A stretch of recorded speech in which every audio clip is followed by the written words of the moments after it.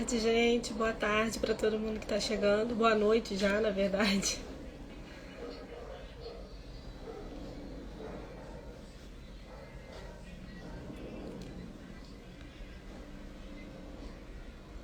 Oi. Boa noite, gente.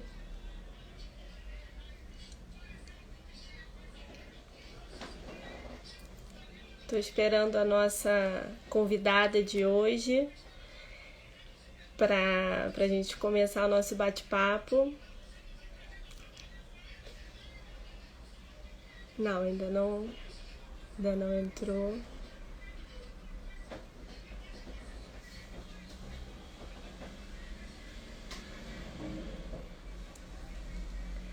Bom, eu vou apresentando aqui o nosso projeto, né? Eu sou Karen, sou integrante do grupo Enlige, que é o grupo de pesquisa da UERJ, que fala do encontros com a literatura infanto-juvenil. A Sol já entrou, a nossa convidada. Sol,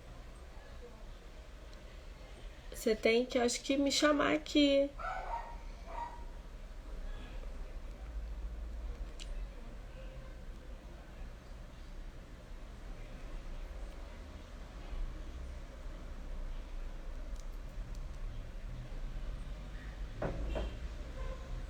Para participar.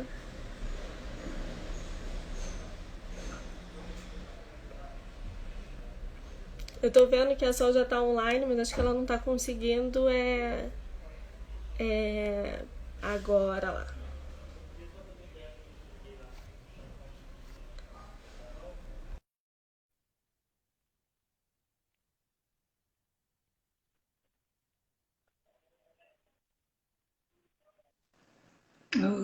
Ah, chegou! Tudo bem? Tá me ouvindo bem? Tô te ouvindo. Tá Tá meio ouvindo? escuro aqui, né? Tá meio escuro Não, aqui a tá minha dando pra luz. te ver. Não, tá dando Deixa pra eu te ver ver se eu bem. melhora. Esse melhora assim? Não, mas tá dando pra Melhora? te ver. Tá dando pra te Tá? ver bem. Tá sim. Então, eu tava falando aqui pro pessoal, né? Eu sou Karen, sou integrante do grupo Enlige, lá da UERJ, que é o grupo de pesquisa do Encontros com a Literatura Infanto-Juvenil. E dentro do grupo a gente tem o projeto do Encontro com o Autor, que a gente convida um escritor, um tradutor, um ilustrador para falar um pouco do trabalho, normalmente fisicamente, lá no Instituto de Letras da UERJ. Por conta dessa pandemia, a gente está tendo que se adaptar e trazendo para esse formato de live. E hoje o nosso encontro é com a Sol Mendonça, que já está aí. A Sol é jornalista, escritora, tem 4 livros publicados e mais 2 com outros 2 autores. Ganhou um prêmio da FENLIGE em 2015, um concurso de textos de leitura compartilhada na categoria Relato Real. E é um prazer ter você aqui, Sol. Muito obrigada por ter aceito o nosso convite. E queria que você começasse falando pra gente, né? Já que você é jornalista e escritora, o que nasceu primeiro? A jornalista ou a escritora? Então, boa noite, gente. Karen e todo mundo que entrou. Tô feliz de estar aqui, tô feliz de estar no grupo também, né? Tô entrando, Faz chegando no parte do grupo, já grupo. tô chegando aqui, Para somar com a gente conversando. no grupo. E, na verdade, a jornalista está meio de lado, né? A escritora nasceu antes e continua viva, e a jornalista está meio de lado. Eu escrevo assim, eu escrevo desde criança mesmo, assim. Até achei isso aqui para mostrar meu caderno um Nossa, que pouco. legal. Esse caderno aqui, cara, eu escrevi, eu tinha acabado de fazer 12 anos. Ó, ele é todo, não dá pra, acho que não vai dar para ver, ele é todo Não, a tá dando pra lápis. ver que tá escrito, que tem assim bastante coisa escrita. Ele é um livro chamado Pedacinho de Saudade, que eu escrevi, ele tem 40 páginas. Nossa. Eu era aluna do CAP, eu fui aluna do CAP da UERJ, Acho que eu posso começar assim. Acho que a minha... Eu nasci numa casa que acreditava naquela máxima do Ziraldo, que diz que ler é mais importante do que estudar. Ziraldo falava isso. Fala isso, falou em várias entrevistas, assim. Eu acho que era uma maneira também que se pensava aqui em casa, que eu acho que a minha mãe, assim, ela não era aquela mãe de cobrar estudo, prova, nota, mas ela toda semana trazia livro e todo fim de semana me levava ao teatro e meu quarto teve vitrola a vida inteira, então eu escutei muita música brasileira desde criança, música que era de adulto, né, que eram dos discos da casa. Até estava a Giovana, professora aí da UERJ, estava falando outro dia sobre a linhagem literária do Brasil, assim, que é muito voltada para a música, né, para os compositores. Eu acredito assim plenamente nisso. Então, com isso, assim, com todos... Bom, eu também nasci na década de 70, que acho que a gente são dos pós-lobatianos, né? Foi uma época, final de década de 70 e década de 80, em que vários escritores, como Ruth Rocha, Ana Maria Machado, Ziraldo mesmo, a Lígia Bojunga e muitos outros, assim, Bartolomeu Campos de Queiroz, enfim, começaram a produziram muita literatura de muita qualidade para criança, né? Então eu li muito, assim, e tive também um incentivo muito grande no CAP, né? Fui aluna do CAP no Capinho, a gente tinha o clube de leitura da tia Leila Menezes, que, nossa, foi uma pessoa que realmente influenciou muito, assim, vários alunos do CAP. Depois fiz também teatro no CAP com a Maricélia Bispo, que criou uma companhia e que também incentivava muito a ficção, né, o teatro, e, enfim, o texto. E eu, assim, eu acho que é isso. Eu não me lembro de mim sem escrever, porque eu já nasci com um diário debaixo. Ai, que bom! Eu nasci com um diário debaixo do braço, assim, escrevi muito. E não escrevia muito assim assim, acho que quando eu escrevia na infância, eu falo isso porque realmente eu tinha o hábito diário mesmo de escrever. Escrevia. Eu comecei a racionalizar a escrita bem mais tarde. E o jornalismo, assim, eu acho que foi uma faculdade que me chamou. Meus pais são jornalistas, né? E me chamou muito pela escrita, assim, porque eu sabia que eu ia produzir texto, que eu ia escrever, que é o que eu sempre gostei mesmo de fazer. E acho que não era nenhuma coisa de gostar, assim, mas de precisar mesmo, né? Escrever. É sua bagagem cultural, né? A leitura, com a escrita, foi te formando desde que você se entende por gente, né? E eu acabei não fazendo faculdade de letras, estou fazendo agora o mestrado. Estou voltando, assim, a estudar o que eu sempre quis estudar, né? Assim, na UERJ. Voltando para a UERJ. Voltando para a UERJ, esse ano está sendo muito importante, assim, nesse sentido, assim, eu devo muito ao UERJ e ao CAP, muito mesmo, assim, sem dúvida. Acho que é isso, assim, o jornalismo é lado B, meio lado B. Tanto que o mestrado é em teoria da literatura. O mestrado é em literatura brasileira. Literatura brasileira. O meu mestrado é em literatura brasileira. Legal. E o primeiro livro? Assim, editado, publicado, como que surgiu? Então, aí fui escrevendo, e quando eu já tinha quase 30 anos, eu resolvi encarar as oficinas de escrita, que na minha cabeça não era uma coisa muito importante, assim, não era uma prioridade, eu achava que eu já fazia aquilo, para que eu ia entrar numa oficina de escrita. Mas eu nunca pensei, eu comecei a racionalizar, comecei a sistematizar a minha escrita quando eu fui fazer as oficinas. E nessa época eu já tinha algumas histórias escritas na gaveta, já tinha mostrado para algumas editoras e já tinha uma até que já estava em ilustração, mas não tinha sido publicada ainda. E aí a Luciana Bastos Figueiredo, que é uma editora que eu já conheço há muito tempo, assim, também de outras outras épocas. Foi convidada pela Grifos, pela editora Grifos, para levar os autores, novos autores, para o selo de literatura infantil que a Grifos estava montando. E aí a Luciana já estava com esse livro aqui, que é o meu quarto livro, que é o Juvenil. Ele é maior, ele é um livro que não tinha título, né? A gente chamou, até hoje a gente chama o livro de Luísa, que é o nome da personagem, mas ele já tinha 40 páginas quando eu fui terminá-lo 10 anos depois. Então ele foi um livro que eu escrevi num período de 10 anos. Eu comecei, a personagem era meio eu, a história era meio a minha, eu precisava colocar aquilo, né, ficção, mas ainda estava muito junto comigo. Aí quando eu fui para a oficina, eu terminei. A Luísa virou uma personagem, a mãe dela virou uma né, saiu da autobiografia, assim, e passou a ser uma personagem, passou a ser ficção completa, e eu comecei a trabalhar a linguagem e algumas técnicas, e terminei o livro lá, e entreguei o livro para a Luciana. E aí a Luciana falou, eles estão querendo infantil. Sim, primeiro livro eu estreiei daquela maneira que todo mundo diz que ninguém é. Estreiei com poesia, e eu estreiei com poesia num livro que foi formatado, porque eu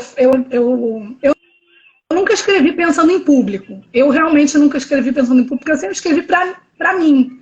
Sempre escrevi porque eu escrevia, né? Porque era natural. Eu escrevi esse poema, eu escrevi para mim. Né? É esse livro aqui. Meu primeiro livro é esse livro aqui, que é E com Quantos Paus se Faz uma Canoa.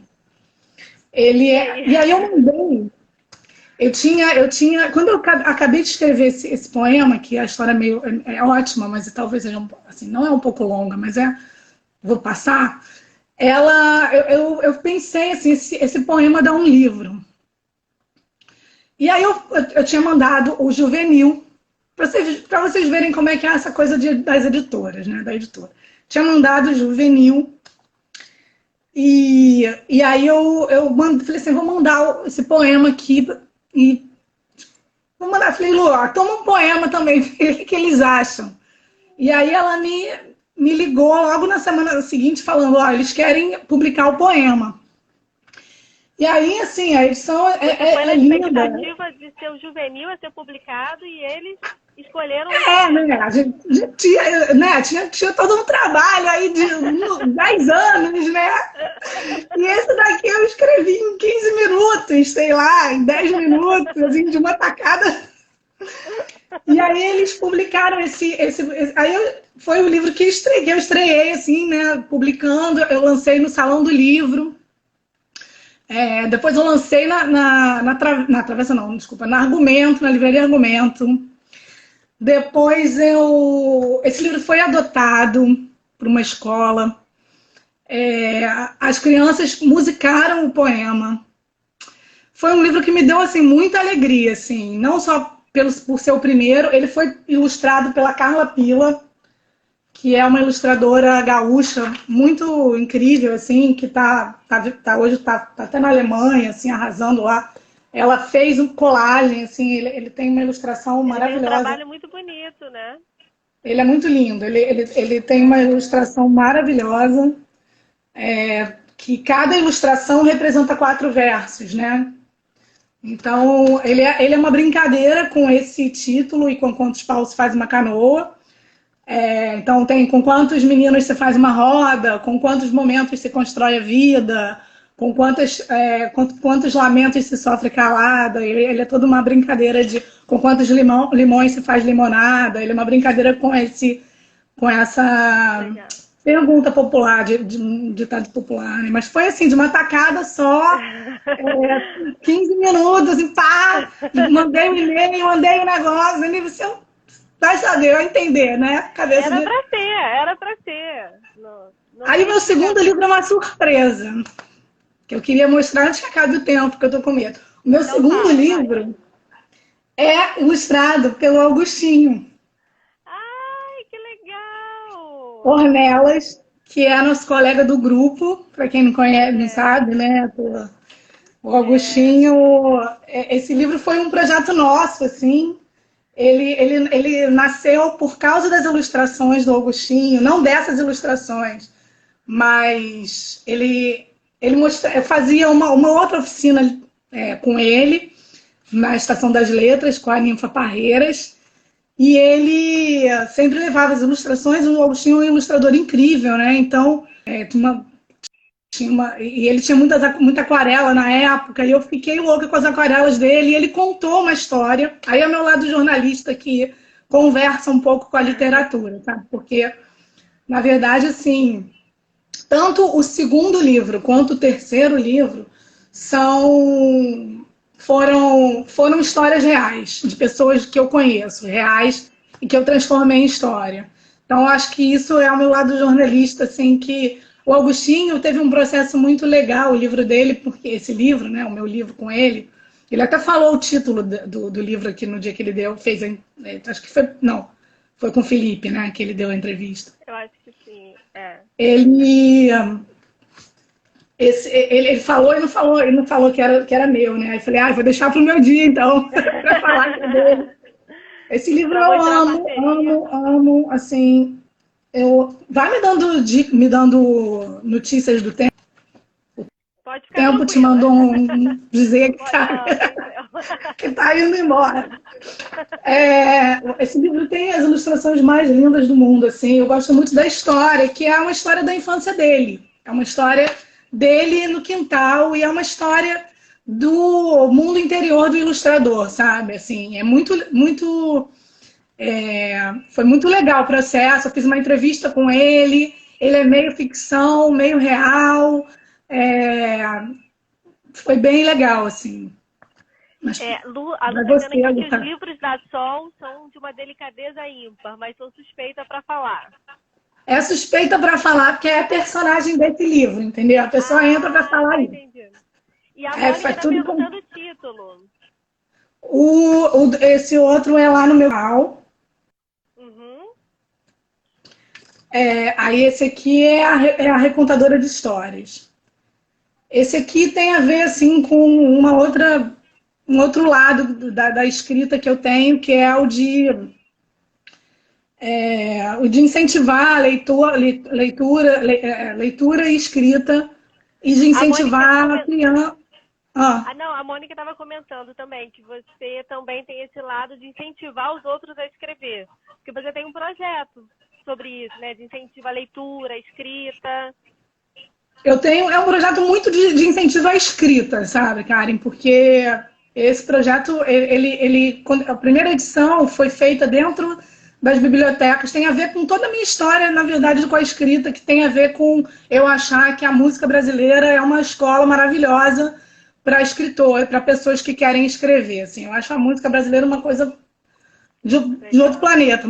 Assim, acho que a gente tem aí a Giovana falou da linhagem mesmo literária do Brasil, né, a gente tem o Chico Buarque, mas a gente tem antes o Noel Rosa, a gente tem o Ari Barroso, a gente tem o Cartola, a gente tem o Candeia, o Zequete, a gente tem o Moraes Moreira, a gente tem o Milton Nascimento, enfim, é muita gente, é muita gente muito boa e né, o Caetano, o Gil, de muita enfim, qualidade. Viola, né, o que é o Aldir Blanc, o que é o Paulo César Pinheiro, entendeu? É uma coisa assim que tem que ficar mesmo de escuta e ler aquelas músicas. E o projeto começou com juntando a música e a literatura para adolescentes de 14, 15 anos, de 14 anos, na verdade, que é aquele 9º ano ali, né, a 8ª série, que é um momento em que você nem tem tantos autores se dedicando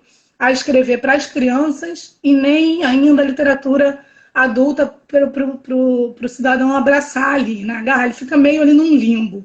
Acho que eu não sou a primeira que fala isso, nem assim, mas é uma... E aí eu resolvi levar, se chama Liberte o Escritor, eu, enfim, inscrevi num edital, aí foi aprovada e fiz dentro das bibliotecas públicas ligadas à Secretaria de Cultura e não à Secretaria de Educação, eu levei um mini show, um mini show de música brasileira, né? E entre uma música e outra, eu vou falando sobre os elementos da escrita. E depois, nessa primeira, eu criei um prêmio, uma espécie de prêmio de redação, né? De escritas, redação, porque era o nome que eles podiam acessar, né? E eles escreveram, assim, hoje até o Facebook me lembrou, assim, foi há 6 anos, né? E eu fiquei pensando onde estarão esses jovens, esses meninos, porque eu recebi mais de 100 redações, não era obrigatório, né? As professoras das escolas, que são figuras muito importantes na formação do leitor e na formação do gosto por ler, porque muitas vezes a escola pública é o único lugar onde as crianças têm acesso aos livros. Então, é uma figura muito, né? Eu tive incríveis professoras e acho que não fala.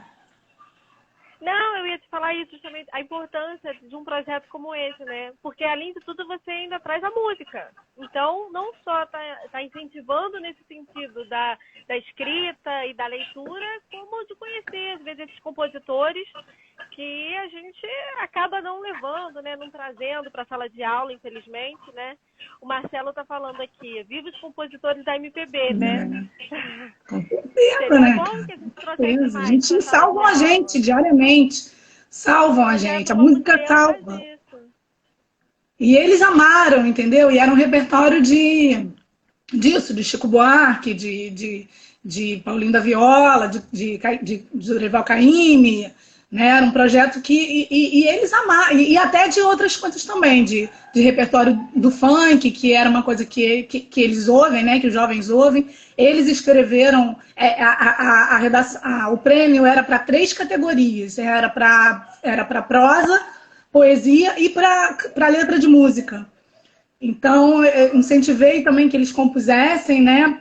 Eu acredito total, sim, eu acredito que letras de música é um gênero literário, se eu defendo isso.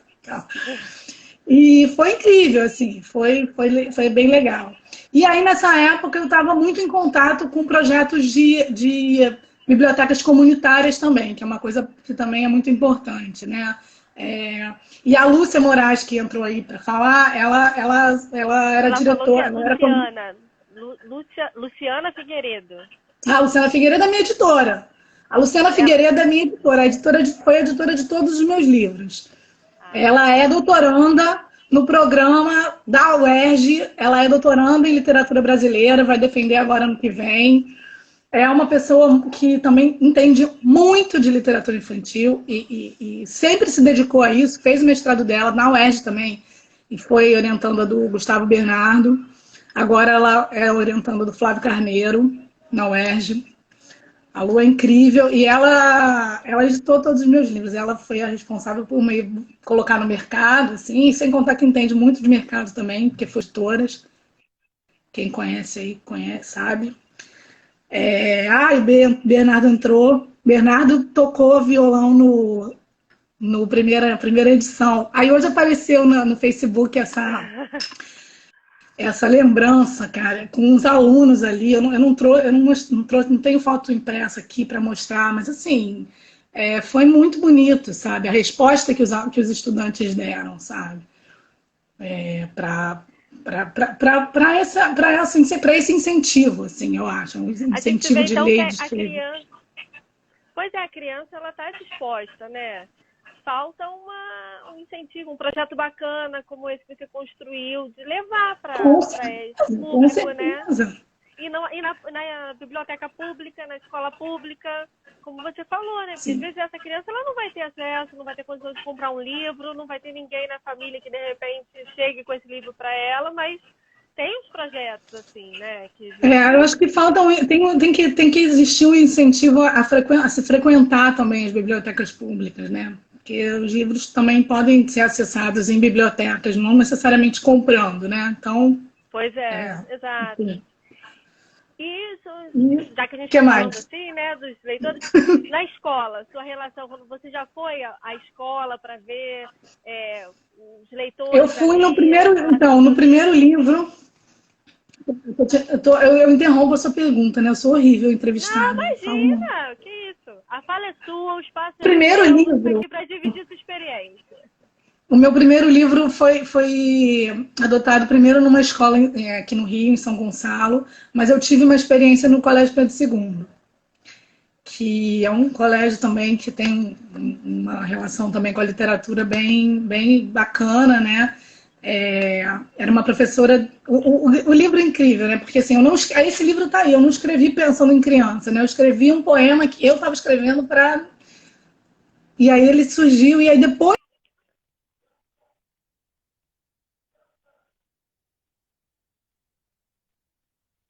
Voltei, né?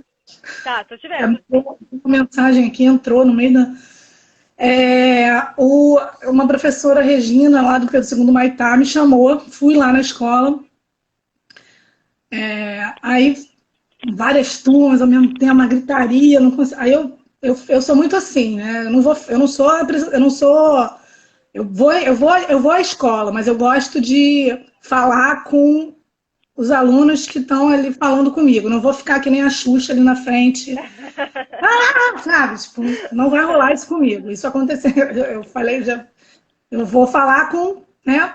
Aí fiquei ali falando com um aluno, outro, veio um menino. Falou assim: meu avô também escreve. Meu avô escreve também. Falei, que legal. Mas ele escreve para adulto ou para criança? Ele falou. Ele é poeta. Eu falei assim, que legal, né? Aquela louca. Ele é poeta, que bom. Qual o nome dele? Manuel de Barros.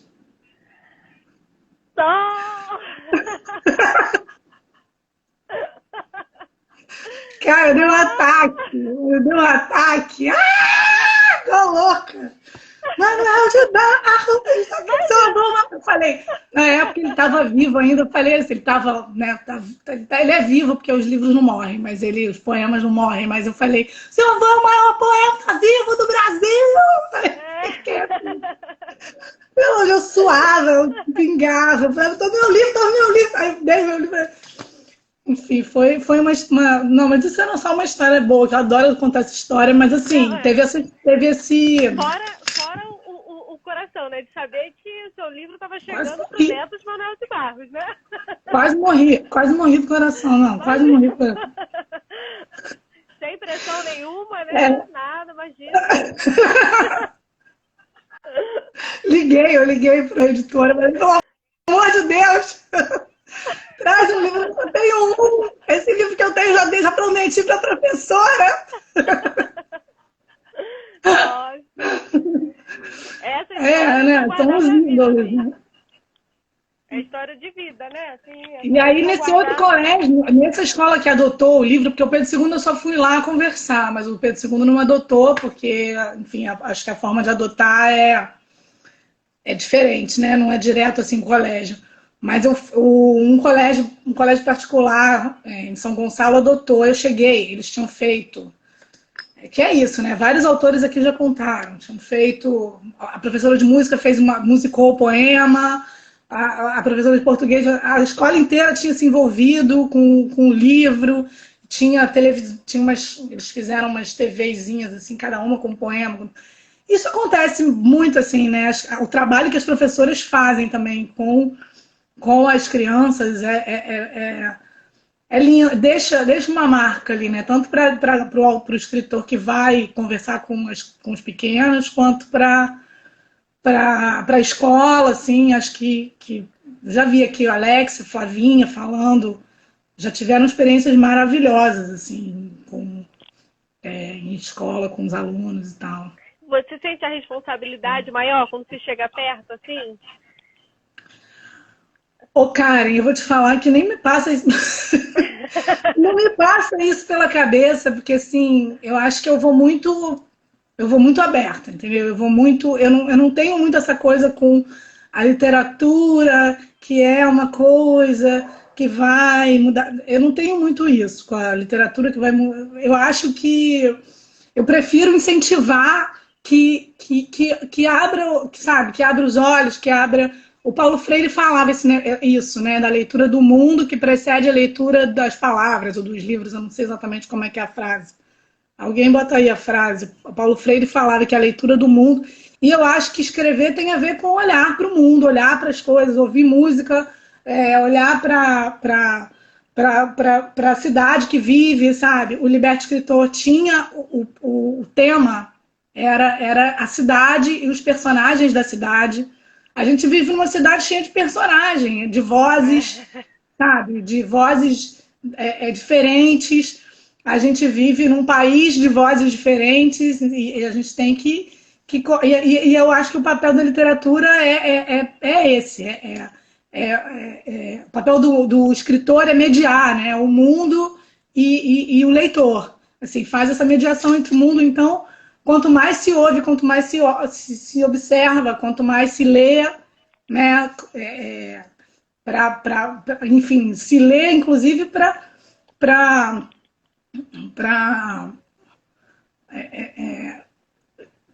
até para entender a linguagem mesmo da literatura, né? Que é diferente da linguagem oral, por exemplo, né? Porque não são exatamente as histórias, mas a linguagem literária, a forma como se...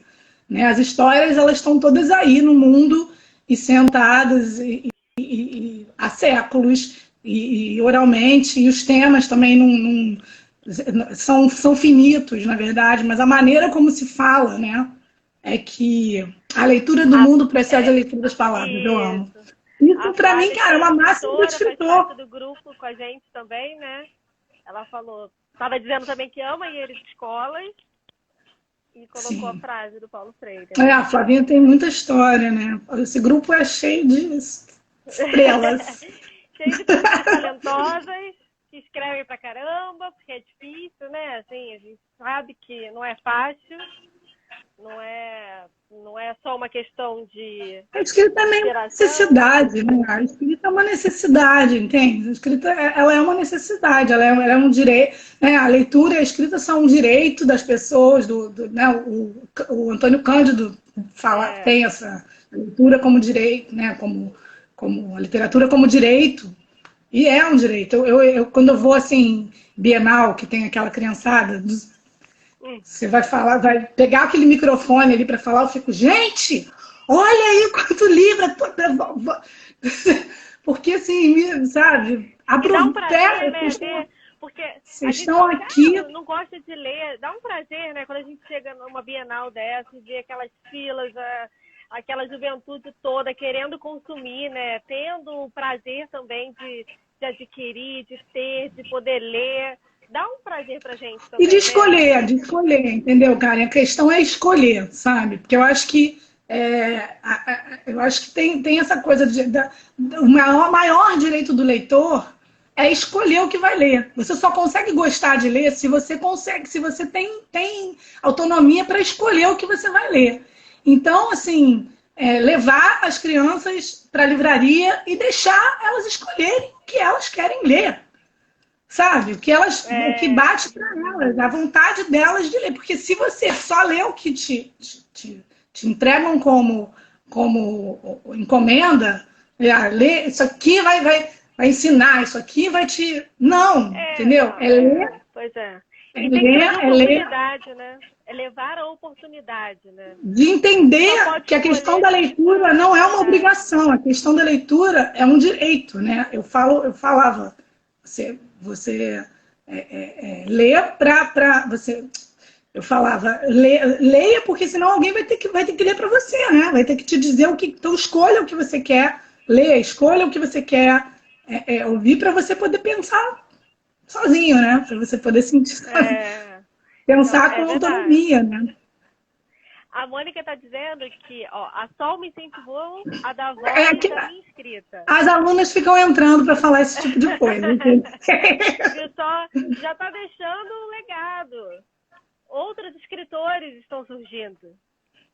Esse projeto é para... Esse projeto é para... Porque escrever não... Eu falo que escrever... Eu falo que escrever não é fácil, aí as pessoas ficam... eu não falo que escrever não é fácil. Gente... Escrever não é fácil, nem é difícil, né? Eu acho que é um direito, é uma necessidade, uma... Né, acho que todo mundo pode. Você cria algum hábito ou uma rotina ou algo assim, vou escrever, né? Tem alguns. Não, eu posso falar eu posso falar o que eu falo para eu acho assim, eu escrevi muito, eu comecei escrevendo diários, né? Diários e as coisas no diário. Então eu tive esse hábito que era também isso, era uma necessidade, era eu brinco que antes de eu fazer, de eu ser aluna de oficinas de escrita, né?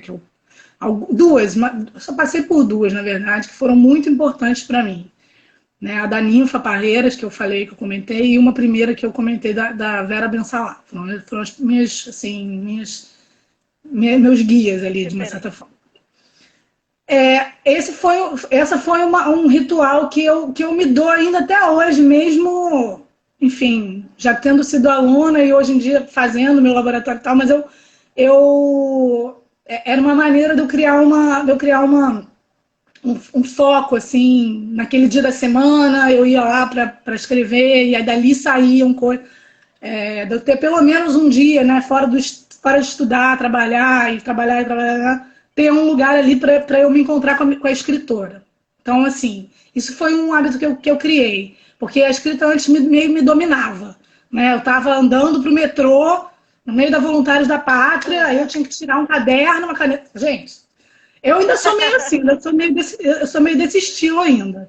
Você precisa ter um caderno em mãos, para fazer essas anotações, é isso? O meu estilo é vem na cabeça e aí eu pego o caderno, escrevo. Ainda sou assim até hoje. Mas eu acho que eu criei quando eu quero... Por exemplo, eu estou trabalhando agora num romance juvenil. Eu gostaria de voltar para uma oficina. Eu tô com essa...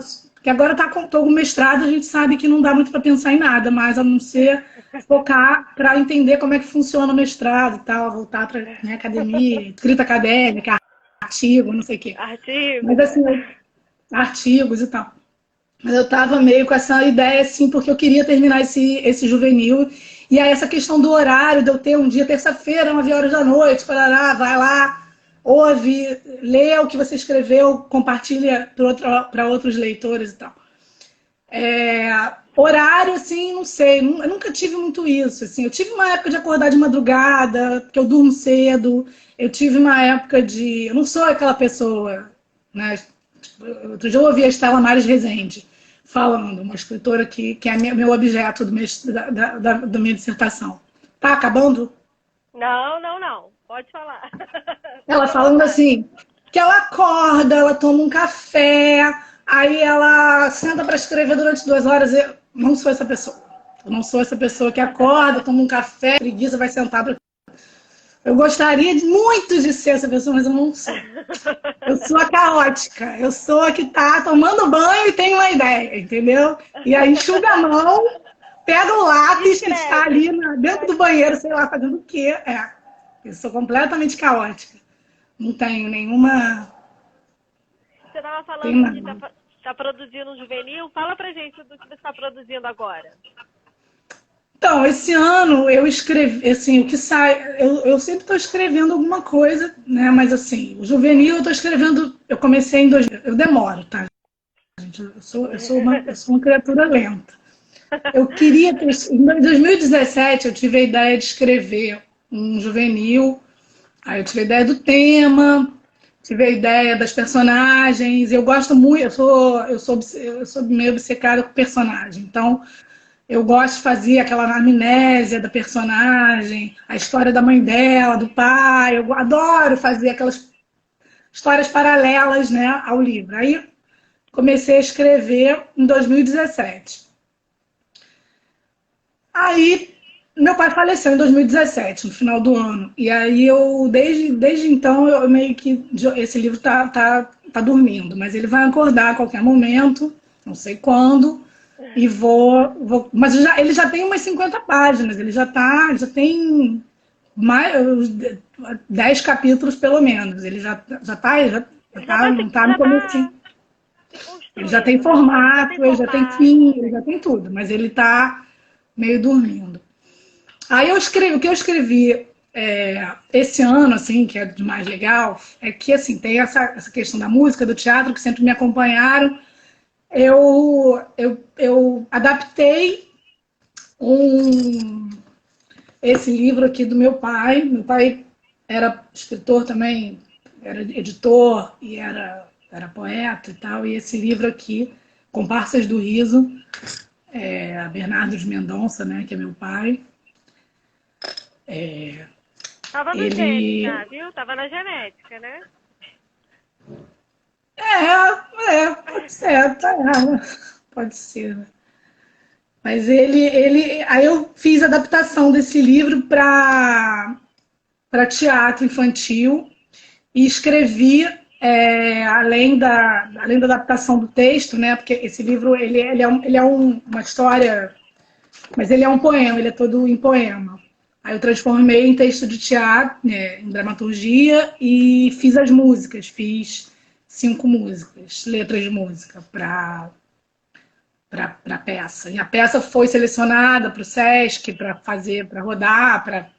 Então eu ia estrear, esse ano era a minha estreia como dramaturga de teatro infantil, né, de dramaturgia infantil. Que legal! E também com as músicas, já tinha tudo, já tinha. Aí a pandemia deu uma freada no sonho, mas a gente está esperando aí a vacina para. Vai chegar, A influência do CAP também, novamente, lá no Com CAP, você também Não, com fez, certeza, né? Eu tive de teatro lá. Lá no grupo do Dia da Pós, né? Eu fui aluna da Maricélia no primário, com pequenininha, assim, com 8 anos, 9 anos, né?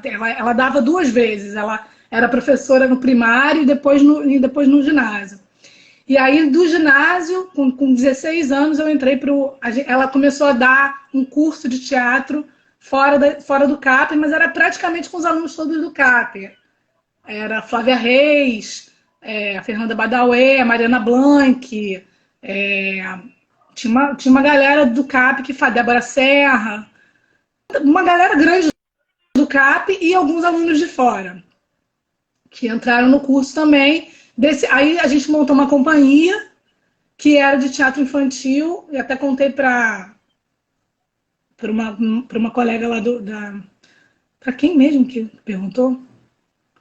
Foi uma colega da pós que perguntou, e aí sabe quem era também do grupo que entrou depois que eu saí era o Felipe Lacerda.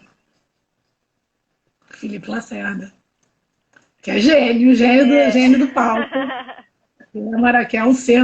E ele não fomos da mesma época da companhia, mas eu acho que ele entrou no Inspetor Geral, que foi uma peça que, se eu não me engano, ele entrou. Eu fiz o sonho e depois ele entrou no Inspetor Geral. Mas é totalmente influência do CAP, totalmente. O CAP, eu tô assim, sinceramente, assim, eu tô sabe, a volta voltar para o UERJ, assim, para mim tá sendo muito importante mesmo, muito. Voltar para casa, né? Voltar para casa total. A professora Regina, que é a coordenadora do grupo, né, a nossa orientadora, está dizendo que o Felipe Lacerda também é do nosso grupo de pesquisa, né? Defendeu o doutorado agora, né? É um grupo muito arrebatador, né? Tem pessoas muito importantes nesse grupo. Eu sei que normalmente o escritor não gosta que a gente pergunte, né? Porque fala que é igual filho, mas você achou que teve algum livro assim que você se afeiçoou mais? Quando você, ou pelo menos pelo processo de escrita? Olha, eu acho que o livro mais importante assim dos 4, falando do processo mesmo, é o Juvenil, porque é o último, né? Esse aqui. Depois a gente vê como fica esse aqui. Porque o que eu te falei, ele começou como uma história pessoal, ele né, ele ficou quase 10 anos de verdade, numa gaveta, e aí depois a personagem me perseguiu. A personagem me perseguiu, entendeu? Veio atrás de mim, que na verdade. E fiquei pensando naquela. E aí eu peguei o livro e consegui terminar. E ele foi muito trabalhado, ele foi muito. Na época desse livro, por exemplo, eu acho que eu criei um método assim para produzir todo dia. Eu queria muito terminar. Eu trabalhei muito na linguagem. Eu refiz vários capítulos. Então, assim, quando ele saiu, foi. Não, você deixava ele parado, aí você esperava um tempo, ia lá e revisitava. Era assim? Não, depois que eu peguei ele de volta, como eu tinha encontros semanais, eu terminei esse livro fazendo o ateliê literário da Vera Bensalah, que foi um ateliê que eu fiz durante 4 anos, sei lá. E foi o último ano do ateliê que todo mundo construiu um romance. Eu já tinha metade desse romance escrito. Eu peguei ele para trabalhar, e aí nessa época do final, eu trabalhei todo dia como se fosse um trabalho. Eu trabalhei arduamente, né? Em cada capítulo, em cada título, em cada palavra, em cada. Então é um livro que é importante, assim, para eu me lembrar que eu consigo. Que eu também que a escrita não me domina de todo, né? Que eu posso também pegar ela pelo, né? Que às vezes a gente fica um pouco refém assim dessa coisa da inspiração, sabe? E a escrita ela é trabalho, ela é pesada, né? Ela não é só eu tive uma grande ideia, ela tem 90% e esse livro tem essa importância, assim. É legal você falar isso, porque para quem esteja começando, né, ter essa noção, né, que não se trata só de inspiração, é um trabalho, né. É importante que a gente perceba isso, né, entenda que por isso existem essas oficinas, não só por uma questão de você ter um tempo específico, mas entender que existe técnica, né? Que você pode elaborar, como elaborar. Sim. Eu falo que o meu laboratório, eu não acho que você ensina. Eu acho que o meu laboratório ele é para que cada um consiga perceber o seu próprio processo, né, de escrita, principalmente, sabe, Karen? Porque assim, ele é um pouco diferente, ele é um pouquinho diferente assim da proposta, porque ele não vai ensinar, né? Raramente assim eu ensino, eu falo de algumas técnicas, mas não é uma coisa que eu priorize, assim, eu priorizo que cada um consiga entender o seu caminho de escrever. Porque cada um tem um caminho para escrever. Cada um tem um caminho diferente, né? sabe? Descubra o seu próprio caminho, né? Não uma receita, né? Não, jamais uma receita, porque não existe receita. Nem receita de comida existe, entendeu? Receita de comida você pega lá, interpreta, adiciona, entendeu? E faz. O seu bolo, né? A mesma receita, o seu bolo vai sair diferente do meu, né? Meio que eu não acredito nem em receita, então. Falei muito, Karen do céu. Não, o espaço é para você falar. A gente quer saber, né, como você constrói seus livros. O espaço é seu, é para você falar mesmo. Nos outros 2 livros, você estava falando que eles foram baseados em pessoas, né? Foram relatos mesmo de pessoas, de histórias de pessoas que você conhece. Fala um pouquinho pra gente desses outros livros. Foi esse que eu falei do Agostinho, que era uma história da infância dele, num quintal de uma casa que ele morou. Então, os personagens são todos reais, assim, tem um cachorro. Ele tá aí, o Agostinho? Não sei se ele tá, mas depois o Agostinho é nosso colega no grupo também, na disciplina do mestrado, né? É um querido. Ele me mandou, inclusive depois ele mandou a foto desse cachorro que ele tinha. E aí tinha a história da relação dele com esse quintal da casa, que era um espaço que ele era o rei, né? Que aí ele tinha uma irmã que dominava o quarto de brinquedo era dela, ela ficava lá com as bonecas, não sei o quê, e ele descobriu, quando eles se mudaram para essa casa, que eles iam ter que dividir um quarto, ele descobriu o exterior, né, o quintal, e aí ele criou uma relação com a árvore que tinha no quintal, aí ele brincava com o cachorro dele, ele levava os brinquedos dele e fazia cinema, montava, tá vendo aqui? É lindo, assim, ele contando a relação. E aí depois apareceram esses morcegos lá, que ele meio que criança, assim, pegou os morcegos, ficou achando que os morcegos eram os animais de estimação dele. Entendeu? Ele criou uma relação com os morceguinhos. E a ilustração é uma coisa do Agostinho. Olha isso. Maravilhosa. Nossa, olha isso, ó, tá dando para ver agora é uma coisa, entendeu? É uma coisa maravilhosa, maravilhosa, maravilhosa. E eu fiz uma entrevista com ele. Eu fiz uma. E, tá vendo? E aqui, ó, no final, ele ilustrando o quintal. Deixa eu ver se eu consigo. Nossa, maravilhoso. A história é a relação que ele. Né, através dessa relação dele com o quintal, ele foi se entendendo também como ilustrador. Então, a história dele é muito interessante. Assim. Ele é uma figura, né, interessante. Assim, muito cabeçuda, né, muito inteligente e tal. Foi lindo o trabalho com ele. Então, aí eu fiz a entrevista com ele. Depois eu fiz o texto, aí mandei o texto para ele, aí ele gostou, e aí eu chamei, aí ele ilustrou, ele mesmo ilustrou, e a Luciana Bastos Figueiredo, que é a minha editora, mandei para ela, falei, Lu, eu tenho um livro aqui para você. Esse livro foi diferente do outro, porque eu que mandei para ela, eu falei, eu tenho um livro aqui para você, vou te mandar. Mandei, ela estava criando uma editora, um selo também, e aí ela publicou esse. Ela publicou o Recontadora de Histórias, que você perguntou também. Ele é a história de uma amiga chamada Lúcia Moraes, que é descendente de indígenas do Amapá. A Lúcia, nessa época, eu estava muito envolvida com as bibliotecas comunitárias, com os contadores de história das bibliotecas comunitárias de algumas favelas aqui do Rio, e a Lúcia trabalhava no Tabajaras.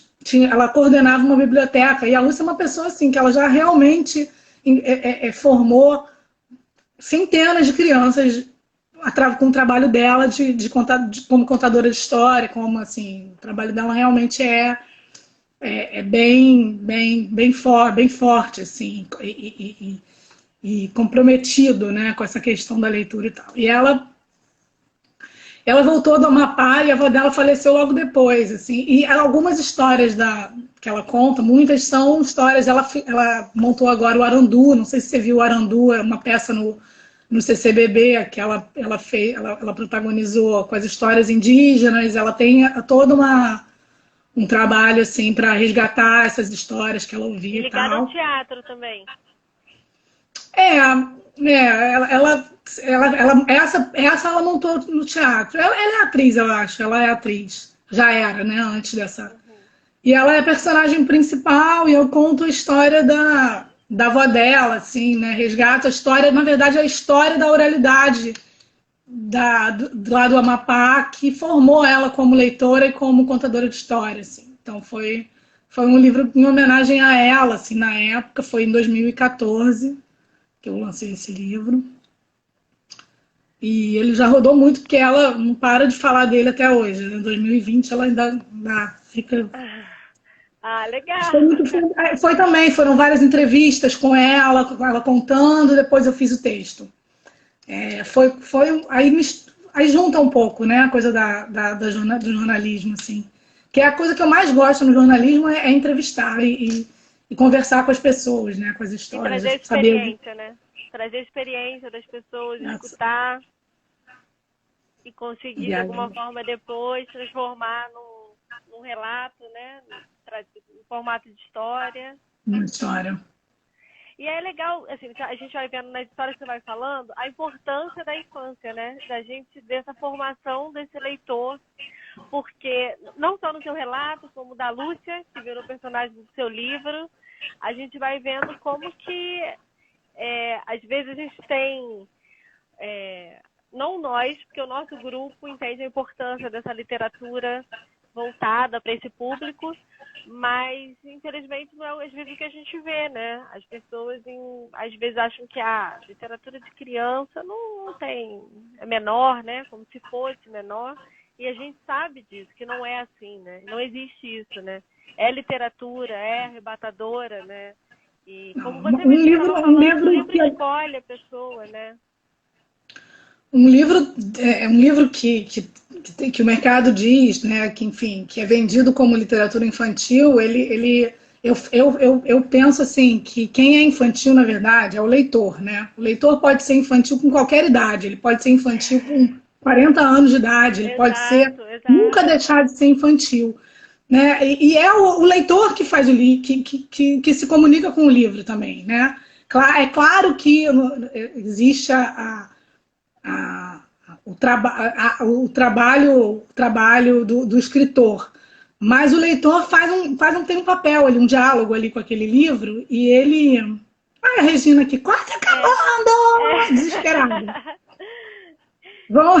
Se você quiser, o que você quer falar pra gente nesse final? Eu queria te agradecer muito pela troca. A gente conseguiu escutar algumas histórias suas. E, assim, foi muito legal, foi muito bacana. Queria te agradecer por ter topado também. Quando eu te perguntei lá atrás, na mesma hora, você nem pensou. Eu falei assim, claro!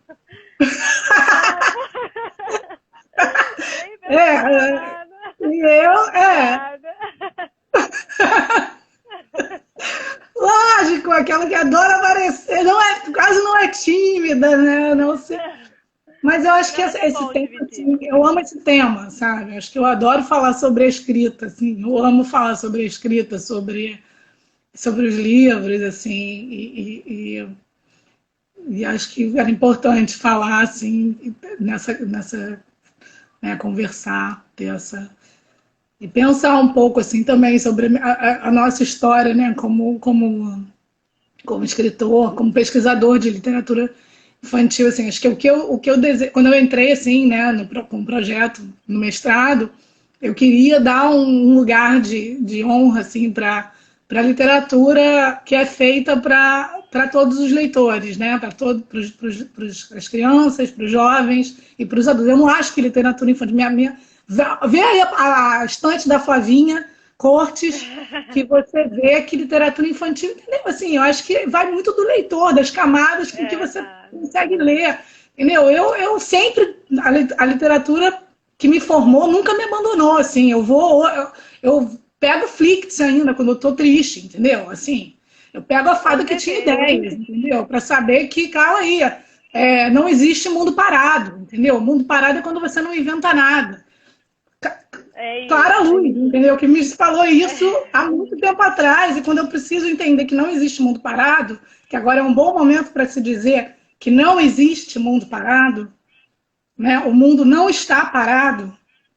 É isso. Quem me falou isso foi a Clara Luz. Quando a gente não inventa nada, o mundo não anda. Quando a gente inventa alguma coisa, quando a gente não inventa nada, o mundo fica parado. Então, bota isso na sua geladeira, entendeu? Porque o desespero que a gente tá com esse mundo parado pode mudar, entendeu? Quando você se lembra da Clara Luz, assim, ó, o mundo anda, entendeu? Então, e eu vou te falar que o meu mundo, o que querem fazer com a literatura infantil hoje, com a literatura para criança, que é colocar numa redoma, né? Que é censurar, que é dizer que não pode falar de bruxa, que não pode falar de monstro, que não pode falar de nada, entendeu? Só pode falar de quê? De que pode falar? Então, me diz aí, qual o teminha que vocês... Para, entendeu? Vamos... Estamos acabando, Sol. 20 segundos que o Instagram corta. Desculpa eu te Obrigada, Karencita. Eu que te agradeço muito. Obrigada, Regina. Ótimo. Nossa, adorei. Quero agradecer mesmo. Muitas histórias boas suas. Adorei. Toda a troca. Obrigada, eu também. Eu falei mais do que gente. você, eu queria que eu tivesse falado mais.